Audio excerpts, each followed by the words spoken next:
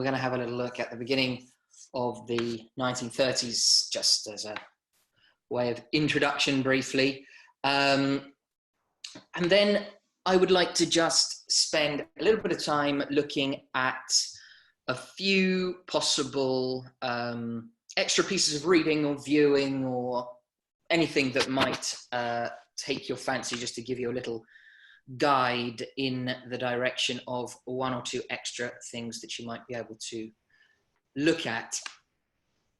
So just as always, in terms of a little bit of revision, if you like, or just to go over a little bit what we said towards the end of last lesson. Can we remember, what did we say were the principal, or at least some of the principal causes for the Wall Street crash in October 1929? Can anyone remember any of the reasons that we mentioned at all?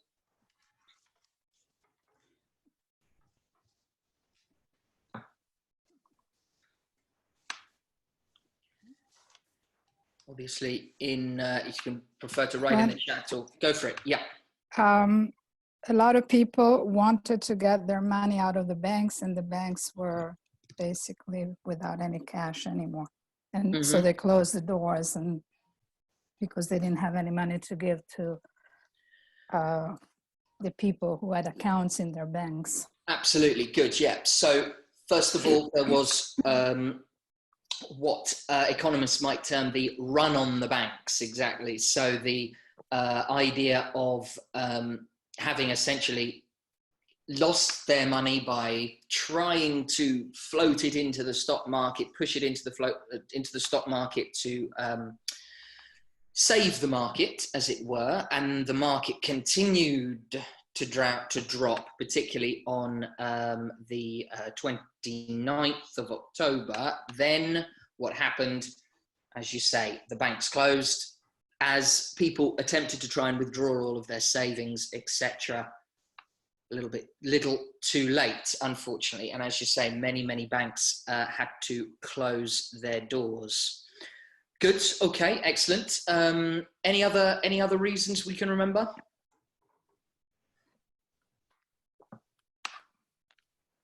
There was a drop in the consuming.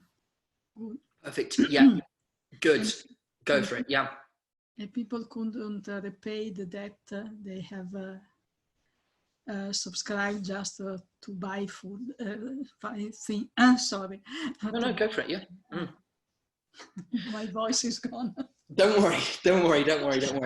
No, okay, thank you, Eleanor. Yeah, exactly. So the idea is that, yes, consumerism began to drop off. As we said, as we know from the very beginning, we mentioned this idea, this, to a certain extent, novel idea of the 1920s of hire purchase and buying everything, buy now, pay later on credit, etc. We know that as a result, the principal obvious impact of this is that consumers accumulated debt. And so by the time we get to 1929, and there is a realization perhaps by many of these consumers that they have accumulated debt and that perhaps the markets are slowing down, perhaps combination of some rumors about economic uncertainty, perhaps the idea of the value of the stock market in particular being inflated. For whatever reasons, or a combination of all of these reasons, people began to panic slightly, absolutely. And consumerism began to slow down. People stopped buying so many things, particularly buying so many things on credit, absolutely. Okay, absolutely, good. What did we say about, if anyone can remember, what did we say about the bankers, and all bankers, as we say, but some bankers and some problems of corruption that there were within the financial industry? Can anyone remember what was the form of corruption? Oh, insider trading? Absolutely. Good. Antonelli, absolutely. Yeah. The idea of insider trading, which I believe you explained so perfectly last time as well. And as you will see, this becomes something that in the following administration, that of Roosevelt at the beginning of the 1930s, then it becomes a real issue and something to be solved. Good. Okay. Insider trading, certainly. And you also mentioned that people made debts not just to buy products, but also to buy stocks. So they bought stocks on credit. Absolutely. Good. Yeah. So that was it. So the idea of buying things on the margin, buying stocks and shares on the margin, up to 90% of the value of the stock was actually borrowed. And so obviously, if I'm going into a bank with, say, $1,000, and then they're giving me $10,000 worth of stock, the value, obviously, of that stock in reality is massively inflated. And this was a widespread problem throughout the whole of the stock market. And as we've seen, repeated numerous times, whether it was the internet bubble of the late 1990s or the housing bubble of the early 2000s, history repeats itself and repeats itself. And so each time comes round, it's always a case of if we're able, and if governments, etc., are able to sort of look back and learn from these mistakes, or at least these ideas. Obviously, each economic crisis has its own characteristics, etc., which make them each rather unique. However, as we'll see, perhaps at the beginning of the 1930s, there are ways perhaps of either exasperating the problem, in the case of Herbert Hoover, not doing enough, and then perhaps Roosevelt's measures that were able perhaps to offer some kind of solution to this issue. Okay, now, if we could for a moment just focus perhaps at the beginning of the 1930s, and then I will, as I say, come back to give us a little bit of further reading, further ideas for us to look at. Now, I did have my, where are we? Here we are. Okay. So the, excuse me, I'm just putting it into the right place. Where are we? Okay. Sorry, there we are. So America in the 1930s, as I say, we are not gonna go through everything. I just wanted to just give us a flavour of what it was perhaps like at the beginning of the decade. So by the time we get to just after the Wall Street crash, as I say, interesting as we saw from the final graph of the previous presentation towards the end of the Wall Street crash, we saw that in reality, the market was able at the beginning of 1930 and into mid-1930, actually, they began to regain a lot of their pre-bubble value. And so the markets had, to a certain extent, recovered. Not totally, and certainly not to the heights of late or mid 1929. However, they had recovered to a certain extent. So what really was the problem was many of those other factors that we have mentioned before, particularly the notion that in order for the prosperity to spread and to be enjoyed by more than just the small amount of the population that were enjoying the prosperity or had been enjoying the prosperity, that prosperity needed to spread to as many people as possible. And so the uncertainty that surrounded the beginning of the decade was for various reasons. However, fundamentally, it was the rapid nature of the Wall Street crash, the fact that it had happened quite literally over 3 days, that really took so many people by surprise, including people who you would have thought would have perhaps known a little better, the likes of Rockefeller, who lost millions of dollars in the Wall Street crash. Even, I believe, Sir Winston Churchill lost, I think, if I'm not wrong, I think he lost something in the region of £50,000 or even more, but a huge amount of money for that time. I mean, don't feel too sorry for him because, you know, he did have quite a lot of other pounds left in the bank, but still, just like Mr. Rockefeller as well. But however, it was the widespread nature of the effects that it really did have an effect on so many different people, as we can see from this rather spectacular photograph of the former banker working on the streets, simply selling apples, still dressed in the same clothes as he was most likely wearing on his last day of trading.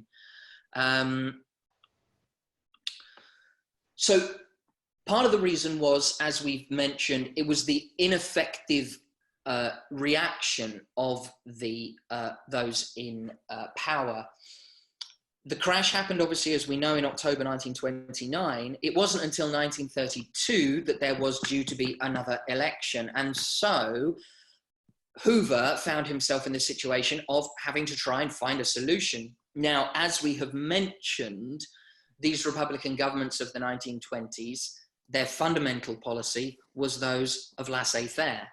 And one of the aspects of the laissez-faire policies, as we've mentioned before, was allowing people to create wealth, businesses to create wealth, and the kind of rather closed mentality, excuse me, that perhaps went along with that was, we can work our way out of this crisis. All we need to do is accept a little bit less money, accept a little bit less pay, work a little bit harder, perhaps take jobs that we wouldn't have taken before, and work harder, and we'll get ourselves out of this problem.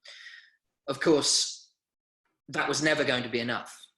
And it really needed very, very, very invasive, some might argue, invasive federal government intervention to try and solve the crisis. Well, that simply didn't come. And so by the time we get to 1932, the ineffective solutions offered by the government really destroyed all hope and optimism. Can anybody tell me where that is? Some of you may have been there. And recognize some of these buildings. Hooversville. They are Hoovervilles, absolutely. But this is a Hooverville set up in a rather particular place. Look at the buildings around. I know Manhattan. that it is. It's Central Park.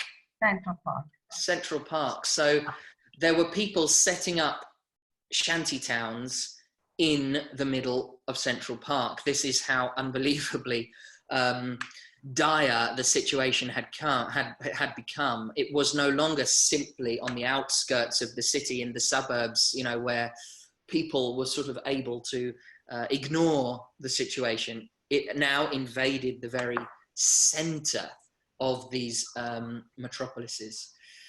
And it really was vastly wide-ranging in its effects all over, including obviously people in the rural areas particularly. So the worst stage, the worst point of the Great Depression is the winter of 1932 and 1933. Here we have a very, very famous photo of, this is actually a worker in, her job was to pick peas off the plants in rural, I think Tennessee, if I'm not wrong, but I might be wrong, but anyway. And she was feeding her 3 children, or attempting to feed her 3 children using this job. And this particular photograph became one that was circulated in many, many newspapers and around the world in terms of the, you know, look at the state of America. the most advanced, most supposedly advanced nation in the world. And the look on her face, the desperation on her face, kind of really shows us, showed the world what kind of situation was in America. Interestingly, there are fantastic photographs of the Great Depression, particularly from 1932, 1933 onwards, once Theodore Roosevelt had actually taken office. Because one of the projects that he actually set up was the Federal Art Project, which actually allowed federal sponsorship for artists. So as we'll see, a lot of the rebuilding of the American economy was based around the infrastructure. So the building of schools and hospitals and bridges, the Three Boroughs Bridge, for example, in New York, was one of these projects. The Hoover Dam, ironically named after Mr. Hoover. All of these enormous projects throughout the country. They built, while they were being built, Roosevelt's administration also had the idea of, let's get some of the young artists, etc., into work as well. And so they were hired to decorate, to paint murals over these buildings, but also photographers who essentially, some of the best photographers in the world, plus the technology that obviously that they had, the advanced technological cameras, etc., that they would have had in America at that time for the time, certainly. They were government sponsored, basically, and they were said, right, go out and cover the rebuilding of the United States. And so the other great aspect for us as historians and perhaps teachers as well is the fact that all of these photographs are owned not privately but by the government, and so they are absolutely available to anybody. So if you go simply into Google and type in 1930s America, you will find just a vast array of some of the best photographs to document this period. Other issues came to light a little bit as well. Here we have a photograph of a march, which was actually a march of veterans, American veterans from World War I, who in their state of economic poverty demanded that the government give them a bonus that was due to them for their service during World War I. It, in reality, was not due until, I believe, 1940. However, they went and they insisted that they had this bonus given to them because so many of them had obviously served their country and were in dire situations. So Hoover, short on energy, short on ideas, and little power to change the situation. The reason why we say little power to change the situation is because he had suffered, as you might imagine, after the Wall Street crash in 1930, rather catastrophic defeats in the midterm elections that obviously are held every 2 years in the US. So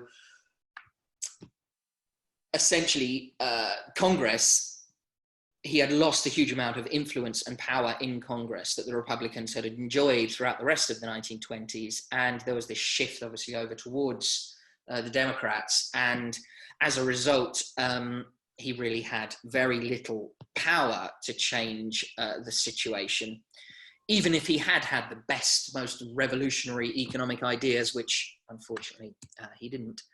That's not to say that poor old Herbert didn't have some good ideas. Perhaps he did. I mean, he certainly was one of the few who insisted that there needed to be some kind of government intervention and government rebuilding of some infrastructure, but it was just too little. And still clinging on, holding on to those ideas of laissez-faire economics did not exactly aid the situation. In addition to that, Roosevelt, who was obviously leader or head of clearly of the Democrats at this time, refused to work with Hoover. And I mean, sorry to say, but why would you? I mean, in the sense that why would you associate yourself with a government that was so clearly going to lose the next election, where you could simply wait, take your time perhaps to formulate some better and bigger ideas. And that, of course, is what he did. So as the winter progressed, it was a winter of stagnation for, obviously, unemployed, thousands and thousands of people desperately looking for work and any type of work that they could get, homeless and those threatened with eviction. And it really was astronomical numbers of people who suddenly found themselves without a home. Banks, as we mentioned at the beginning of the lesson, unable to keep their reserves as depositors withdrew their savings and the banks began to close. Common sight here of people queuing outside of their banks to just get as much of their money out as they possibly could. And manufacturers who couldn't see where their new markets would come from, partly due, obviously, to the very fact, as we mentioned at the beginning of the lesson, there were very few consumers. But also, can anyone remember, we mentioned it once or twice, what did Herbert Hoover do to tariffs at the beginning of the 1930s, immediately after the Wall Street crash? Can anyone remember what we said that he did with those?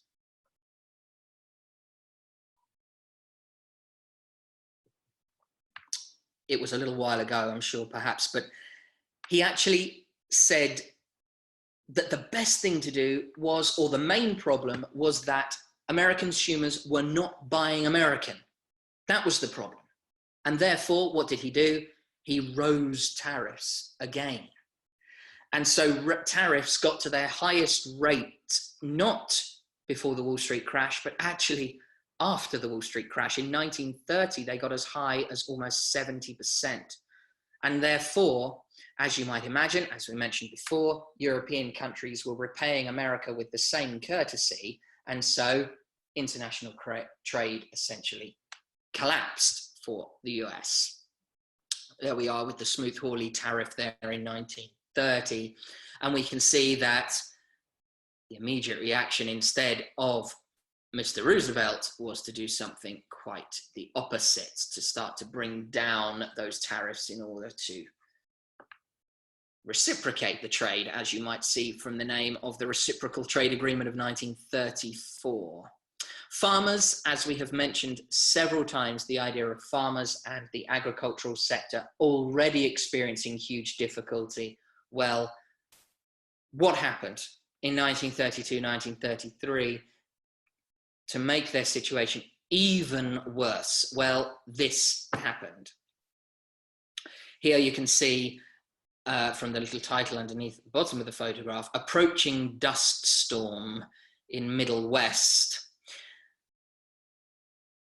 The farmers, as we've briefly mentioned before, but I'll just remind us all again, they had not just bad luck, they had no luck. And what happened at the beginning of the 1930s to exacerbate the situation was the weather. They essentially suffered some of the worst droughts for decades at the beginning of the 1930s. No rain whatsoever in these areas of the Midwest, obviously, places such as Oklahoma and other enormously important agricultural states. They suffered these droughts, and due to the fact that they had been over farming, the quality of that topsoil, the area of the earth that can be planted and used for agriculture, was in such bad condition because it had been over farmed, particularly using new pesticides and the new machinery, etc., that we'd seen. If you then add to the fact that there was no rain, what happened? That topsoil, that plantable soil, simply blew away in the wind. And so, as you can see from this photograph, you ended up with your farm looking something like this. Here is the roof of the house, obviously, and all the way up to the top of the second floor, you have got dust, completely and utterly destroying the farm. And fundamentally, what happened to the farmers? Well, their land was now totally and utterly valueless. And so they were forced not to sell because they couldn't sell. And so they simply became essentially homeless. And that happened to thousands upon thousands upon thousands of people throughout these huge, already hugely suffering areas of the Midwest and others. So along comes FDR. Now, does anybody know anything at all unique about FDR? I'll give you a little clue in terms of what I mean. In America, how many terms can a president serve in consequence, one after the other? What's the maximum? 2. Sorry? 2. 2, absolutely. So a maximum of 8 years, okay? So what happened? Well, Franklin D. Roosevelt was president, or became president, in 1932, winning the 1932 election. When did he stop being president? Anyone know? 12 years later. Precisely. 12 years later. So he, in fact, served 3 terms back to back. And the Constitution was essentially changed to allow FDR to serve his 3rd term. That's how unbelievably popular he was and how popular he became, particularly, obviously, if you add into the factor that, of course, the last 3 years of his term were served during when America was at war. And so, obviously, it does make a certain difference to the way that the Constitution was put together. Now, FDR was born to a wealthy family in New York at the end of the 19th century. And he was a lawyer. He trained as a lawyer before entering into politics. And having entered into politics, one of his first jobs was as Assistant Secretary to the Navy during World War I. In itself, not a particularly interesting fact, but I suppose more of a coincidence than anything else. But the man who was serving on the opposite side of the Atlantic in almost exactly the same position was Winston Churchill. And so you had the 2 great Second World War leaders, both in Britain and America, doing essentially a very similar job during World War I. Now, perhaps that means the training that they got in that position perhaps gave them the know-how that they needed to do the jobs that they did. However, he was a fascinating man. He married into a very fascinating family as well. Now, another perhaps coincidence is he married a woman whose name was Roosevelt. Now, no relation, thank goodness, obviously. However, he was Theodore Roosevelt's niece. They got married in 1905. Anybody know anything about Theodore Roosevelt? What is he? Where is he famously remembered? In which monument? Do you know? He's one of the 4 faces on Mount Rushmore, okay, in Dakota. So Theodore Roosevelt is one of the, here he is getting married to Eleanor Roosevelt, who became a fantastic ally, political ally for FDR as well. And there is Theodore Roosevelt riding on the back of a moose in a river. I mean, fairly fantastic photograph. He's a fantastic, it was an amazing man, was Theodore Roosevelt. Just a quick little aside, perhaps, on Theodore, just for a moment, just because it's a story worth telling, just for if you'll allow me for a moment. He when he entered politics, he suffered what can only be described as a pretty terrible day, in that he lost both his wife and his mother. They both died on the same day. And as you might imagine, as it might do for any normal person, it had an unbelievably enormous impact on him. And he left politics completely. And you would think, okay, yeah, fine. Most people, if they were in politics, perhaps they'd move into whatever, becoming a banker or a lawyer or something similar. No, he decided he was going to become a cowboy and moved off to North Dakota to become, I think it was North Dakota, to become a cowboy. And there's one particular story that he was off in the middle of winter, driving, collecting a man's cattle with another two men, when they were jumped upon by three criminal cattle rustlers, is the term for somebody who steals cattle, and their cattle was stolen. And they were 10 days or so from the nearest town. They followed the people who'd stolen their cattle and caught up with them. And the other two gentlemen who were with Theodore Roosevelt said, all we need to do, we can kill these men, take our cattle back, and off we go. But he refused.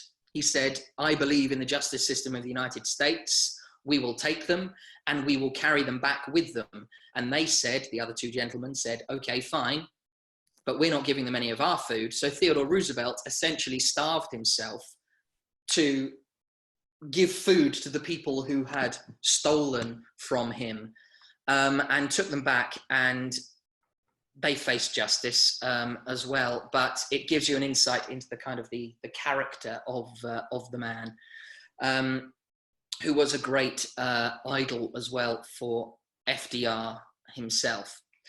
So this was the kind of family that he was marrying into, and this is the sort of man that he was. In addition, he contracted polio in 1921, which left him permanently disabled, even after which he enjoyed swimming very much. But this photograph here is the only photograph that you will see of FDR in a wheelchair, because he refused to be photographed in a wheelchair, and he refused to give his speeches ever sitting down.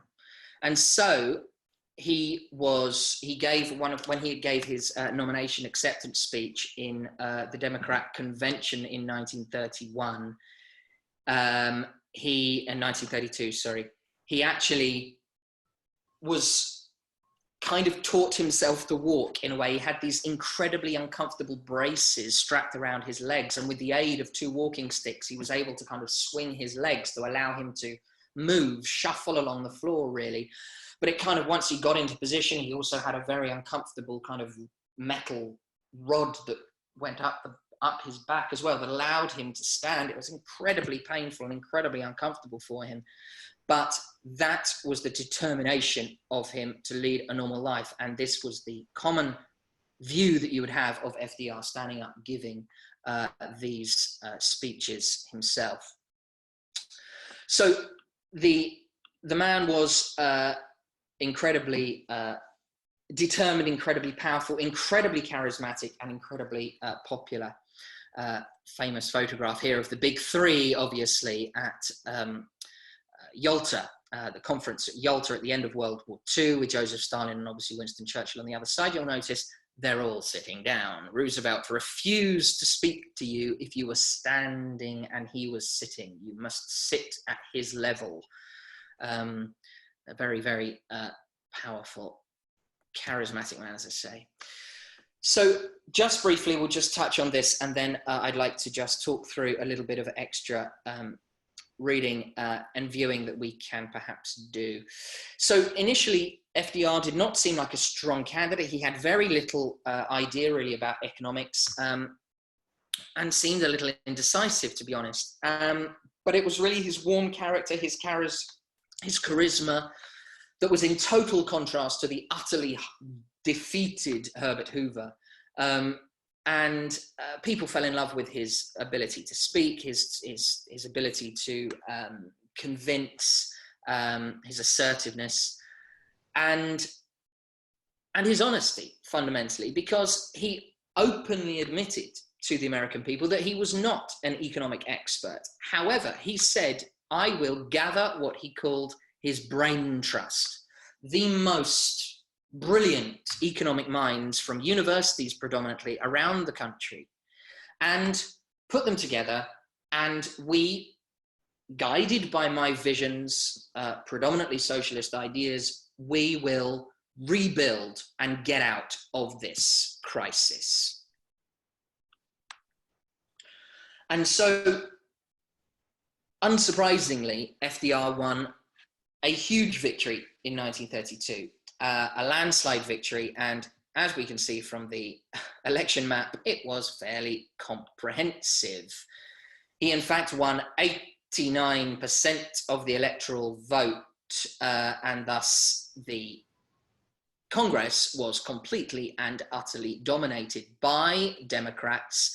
And the 1, 2, 3, 4, 5, 6 states that in fact were won by the Republicans were in fact fairly progressive Republican representatives themselves. And so the whole of Congress, you can say to a certain extent, is moving in this progressive direction together, more towards the idea of government intervention, away from these ideas of laissez-faire politics, to really rebuild the country after the Great Depression had really hit. So that was the situation by the time we get to the beginning of 1933. Moving through the decade, it was his ability to rapidly, mainly as we've just seen from that election map, he had a great amount of influence and power within Congress. And so getting his bills passed that he wanted in order to change the economy, to get the economy moving again, was relatively easily done.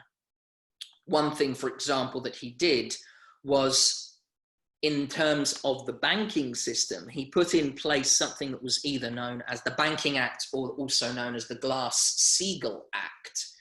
And as we mentioned, one of the great consequences of the Wall Street crash was thousands upon thousands of banks closing. By 1933, that number had reached as high as 4,000 banks in 1 year.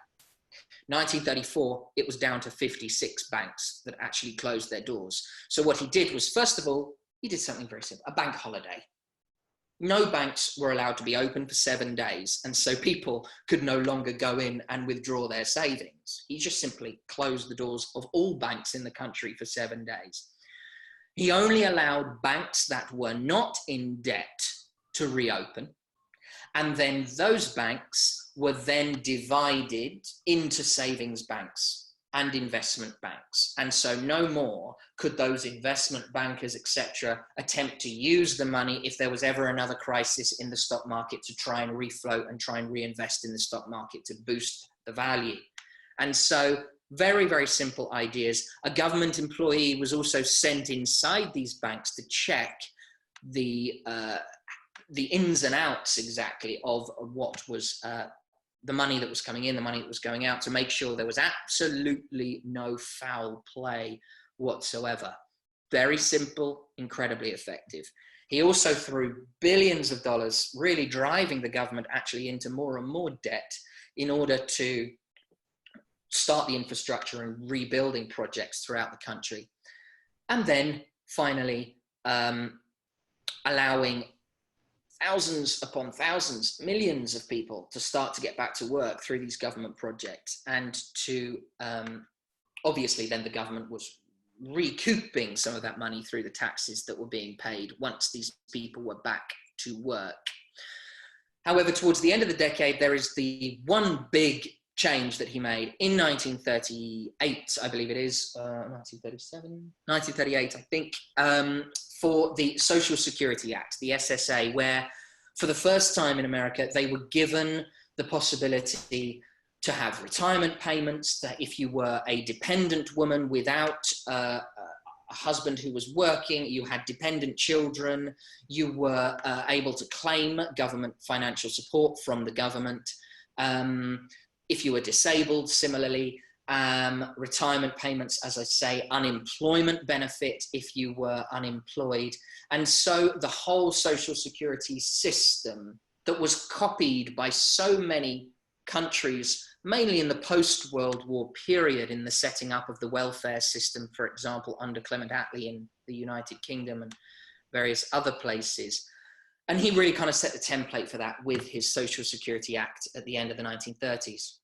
And so it was a slow process, and it certainly wasn't flawless, it wasn't perfect, but it certainly did slowly get America out of their huge economic crisis. But it wasn't really until World War II and the production that allowed America to fire up. And again, as we know, World War II starting obviously in 1939, America not joining until Pearl Harbor, you know, a similar kind of situation as we saw with World War I, in the fact that they were able to really do a huge amount of the armament production, etc., for many European states from 1939 onwards. So that was what really kind of ended the Depression for the United States at that stage. So what I'd like to just briefly offer you is just perhaps one or two additional things that you might be able to either watch or look at, depending on what you have an interest in doing. I might just could come out of this. Here we are. Okay, so just a few little. Initially, I'll give you some books and then one or two things to watch that could be of interest to you. Here we are. So, sorry, let me just get rid of this a second. Okay, sorry, let me try again. Okay, so hopefully I should be able to see that. Can we see that further reading? Yes. Okay. So a couple of things, a couple of books that I've already mentioned, but one or two that I have not. So if you're looking for some general, reliable, good historical, but not too dry books that offer you a little bit of general history of the United States, here are some. The first is one, as I say, that I have mentioned before, which is The Penguin History of the United States by Hugh Brogan. There is the cover of said book, fairly good, no, very good, fairly approachable. You can dip in and out of it. It's not a book that you have to read from cover to cover. You know, you can read a chapter here and a chapter there, depending on what you might be interested in.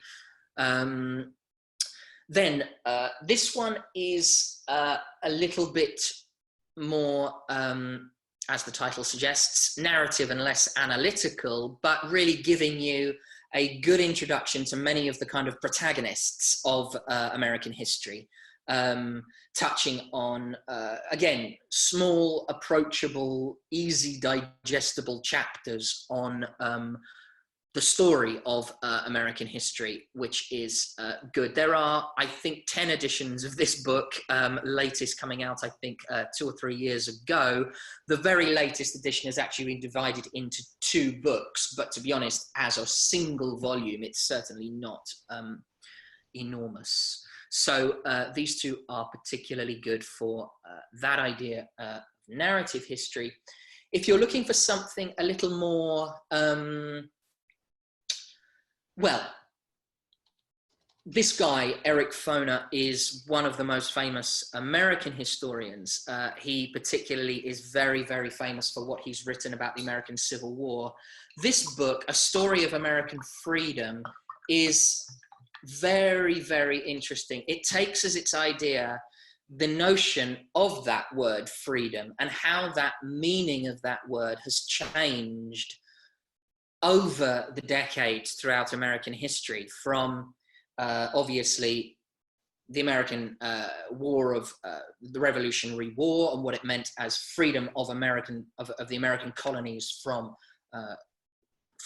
England and the Crown of Great Britain, through slavery, what that began to mean, through the 1920s, through economic freedom, then obviously the civil rights movement, obviously what that also meant to people fighting in World War II, moving on all the way through as far as September the 11th and what it means at the beginning of the 21st century.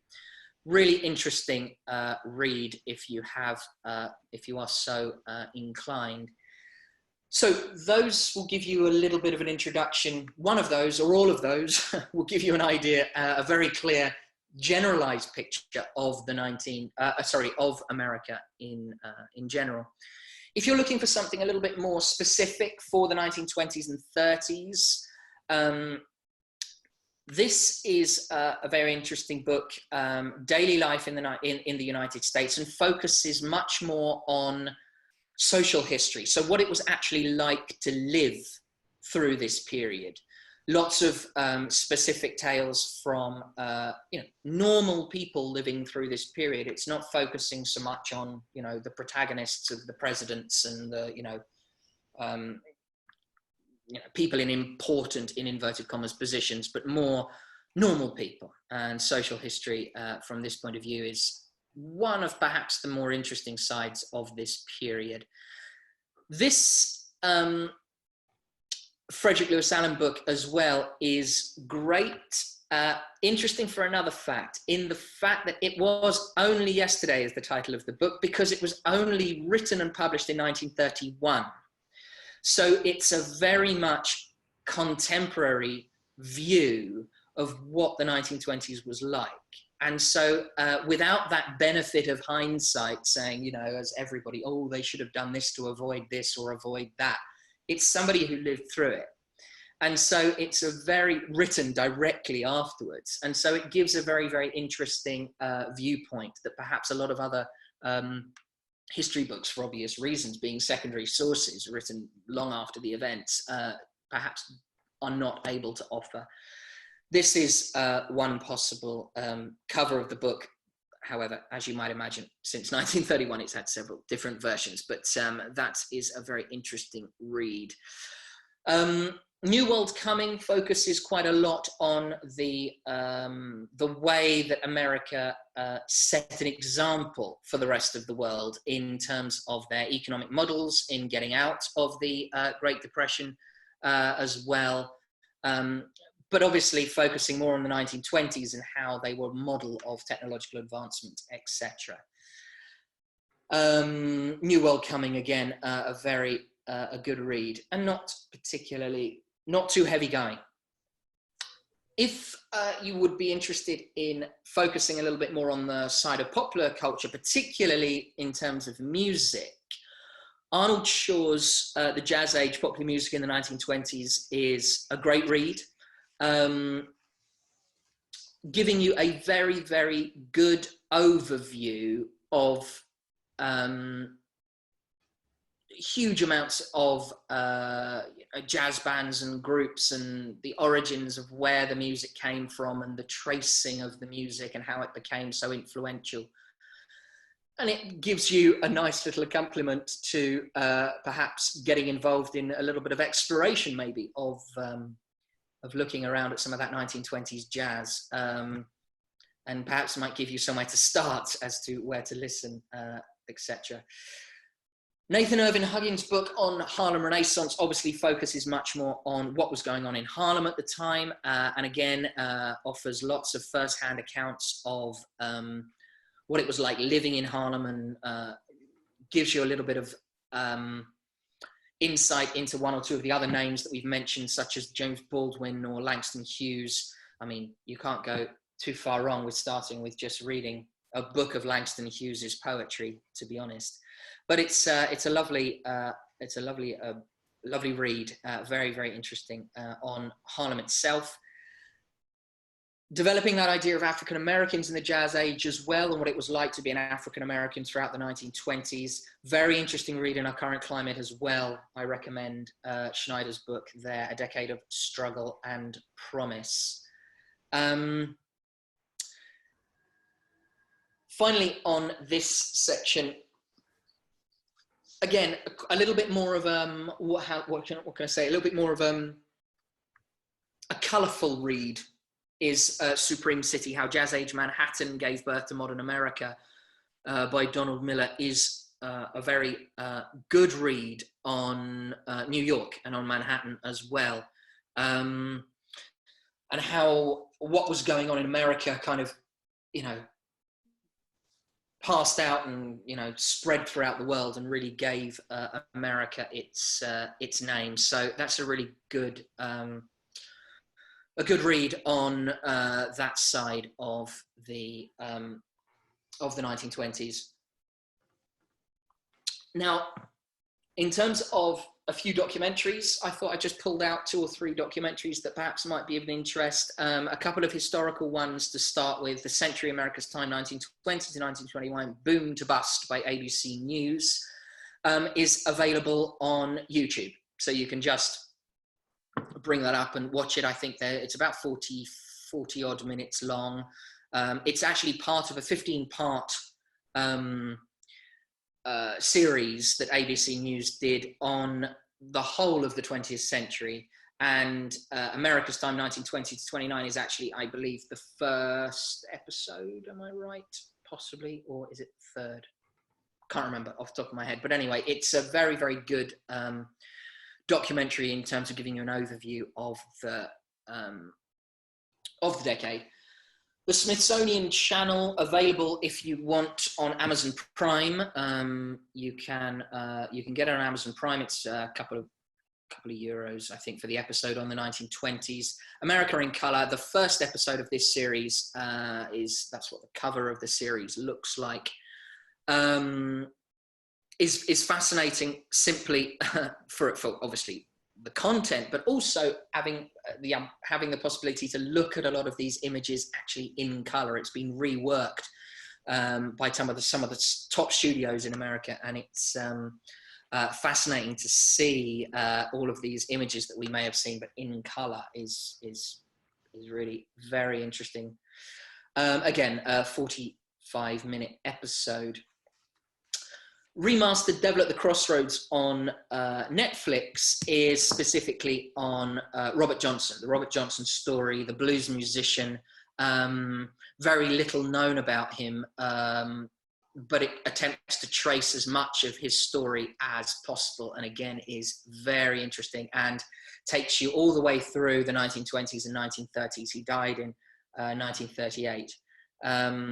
At the age of 27, one of the original members of the 27 Club, which they do touch on in the documentary. So that's an interesting one. If you would like to follow something a little bit about the blues, specifically on Robert Johnson, something a little bit more general, which I really highly recommend if you can find it. It really kind of made me think a lot about particularly where this music comes from, is this. It's a whole series of documentary that was put in place by, the idea was that of the famous director Martin Scorsese, but it's a whole series on, it's simply entitled The Blues. I think it has 7 or 8 episodes, if I'm not wrong, I think. Each one directed by a very famous director. One of them is, I think, called The Piano Blues, directed by Clint Eastwood. However, this first episode, Feel Like Going Home, is fascinating. That's what the image to look for.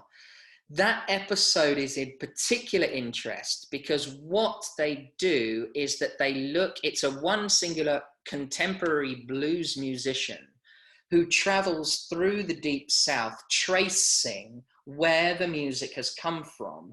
And it actually takes him all the way back to the west coast of Africa. And without spoiling too much, there's an absolutely brilliant scene where he is sat playing with African musicians in a tribe. And it's just mind-blowing when you think that this the scales, the notes that they're playing is exactly the same as what the blues was. And as we know, the blues then becomes everything that follows through rock and roll to heavy metal and beyond. So it's some very interesting viewing there as well. Now, obviously, something else that you might do that's perhaps a little more perhaps less strenuous, if you wish, on the brain, perhaps, is to, sit down and relax and watch some lovely films, because the richness of cinema that there was in that golden age, which is the 1920s, obviously, then it has been represented more contemporarily. But if I here are 10 films that I would recommend perhaps having a look at. Obviously, The Great Gatsby, the 2013 version with Tobey Maguire, and obviously Leonardo DiCaprio is a good place to start. I mean, it's enjoyable. However, there's lots of films from the 1920s themselves which I recommend you have a look at. Now, Charlie Chaplin, obviously, is a good place to start. If you've never seen any Chaplin or you're not particularly familiar, there are some good ones to start with. The Idle Class is a lovely movie.